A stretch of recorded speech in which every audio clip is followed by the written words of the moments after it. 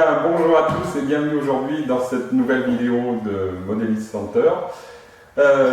L'idée aujourd'hui, c'est de vous parler des pièges à éviter quand on choisit une voiture d'occasion. Donc aujourd'hui, j'ai choisi pour vous deux modèles, un modèle électrique et puis un modèle thermique.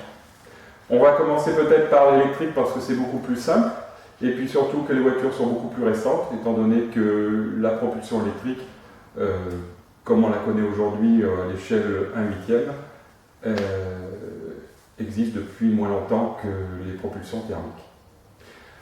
Voilà, on va voir plus près les détails qui permettent de ne pas faire d'erreur pour choisir une voiture d'occasion, mais de bonne qualité. Déjà, vous allez voir sur une voiture électrique, donc on n'a pas le souci de se dire est-ce que le moteur a une bonne compression ou pas, comme sur un thermique, et est-ce qu'il est réellement usé ou pas. Sur un moteur électrique, en général, je dirais l'usage de la voiture se voit parce que si vous avez des impacts sur un moteur, si le ventilateur est quelque peu abîmé parce que ça veut dire que justement la voiture a roulé beaucoup, ou simplement le contrôleur par lui-même l'ensemble, ça se vérifie facilement parce qu'il suffit de brancher la batterie et voir si on a bien les fonctions maximum pour la vitesse en marche avant, marche arrière et le freinage. Le moteur, lui, c'est un petit peu comme le châssis. S'il y a beaucoup de traces, beaucoup d'impacts, on voit que la voiture a vécu et est passée dans des endroits assez accidentés. Bon, là, on est sur un châssis de piste. C'est vrai qu'on use beaucoup moins que sur un tout-terrain.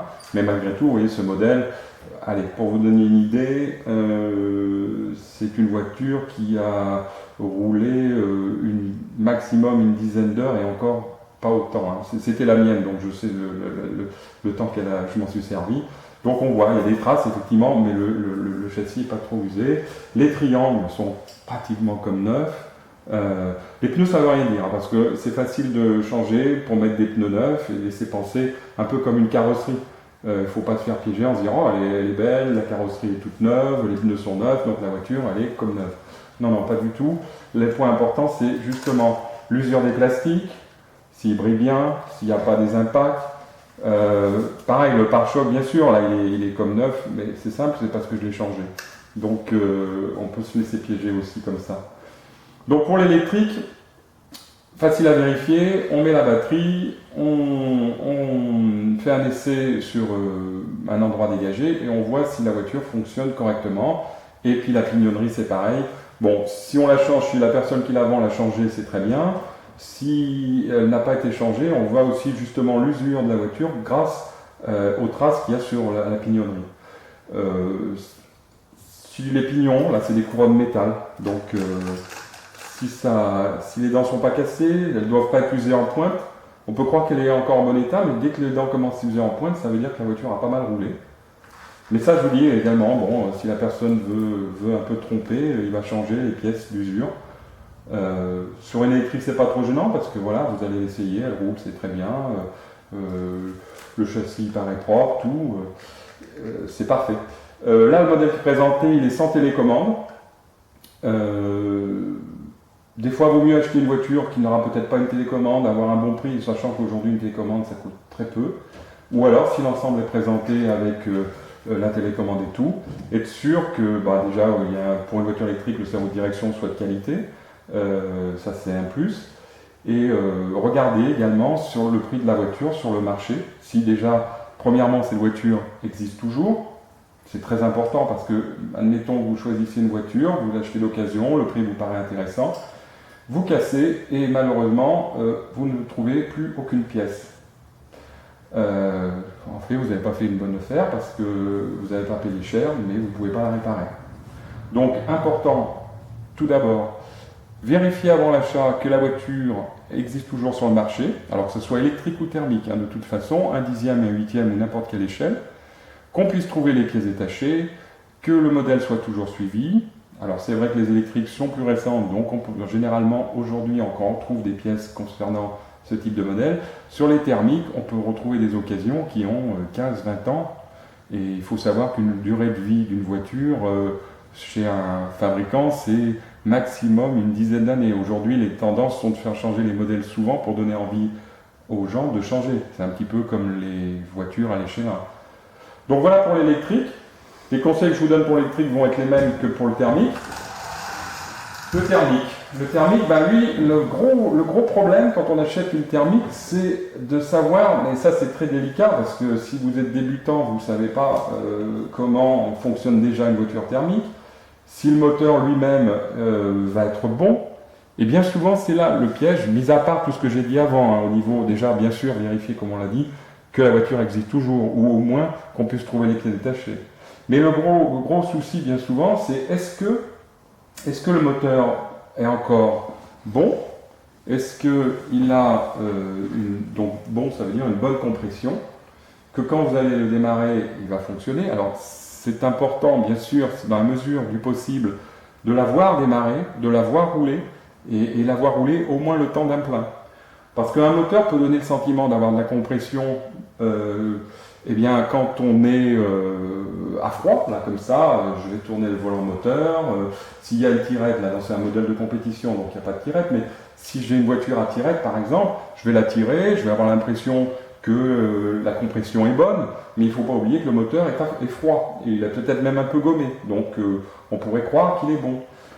C'est pour ça que c'est primordial de la démarrer, que le moteur monte en température, vérifier que à l'arrêt, il y a un bon ralenti. Déjà, si vous avez un bon ralenti, c'est forcément que le moteur est en bonne santé, marche bien, parce que quand le moteur est usé ou a trop d'heures, déjà le ralenti, on n'arrive pas à le tenir correctement. Deuxième point, quand la voiture va commencer à rouler, que vous allez accélérer, si elle prend beaucoup de tours et que la voiture va vite, on va dire, prend beaucoup de tours, donc elle avance très vite, vous dites super, c'est une voiture qui marche du feu de Dieu parce qu'elle marche à plus de 100 à l'heure. Mais seulement dès que vous allez ralentir et qu'elle va caler à chaque fois que vous allez vouloir freiner, c'est en fait que le moteur est lessivé. Parce qu'il faut savoir que le piston n'a plus de compression, donc c'est sûr, à grande vitesse, il arrive à prendre des tours, et la voiture elle est sur du plat, hein, je parle dans le cas d'un tout-terrain, de toute façon vous voyez tout de suite qu'il n'y a plus de compression, parce que vous n'arrivez même pas à monter une bosse ou une butte.